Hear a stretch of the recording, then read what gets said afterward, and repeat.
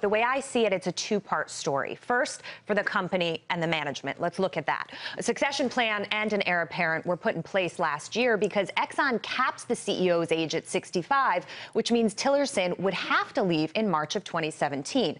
Now, Darren Woods was named president in December of 2015. He is expected to take the reins. And like Tillerson, Woods worked his way up through the ranks at Exxon. He started as an analyst in 1992, and he's overseen many of the company's different business units. Consensus is that it should be a smooth transition. But the bigger question is, how will oilman Tillerson impact the industry as Secretary of State and, of course, shares of ExxonMobil as well? Now, as CEO, he oversaw operations in over 50 countries. While he has no formal diplomatic experience, he does have long-standing relationships with many global leaders.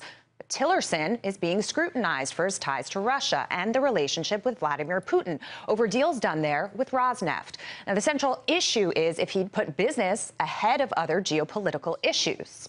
This is a concern that some worry may have a broader impact, even though it presumably could be positive for energy companies in general. For example, how would Tillerson advise the president-elect on Iran, a country with plentiful oil resources, but a regime with policies that present so many conflicts? Expect many of these questions, of course, to be raised by the Senate in confirmation proceedings, guys. Yeah, would he be soft on Russia is the idea, right? Not just because it would help ExxonMobil in theory, and also does he have some kind of relationship?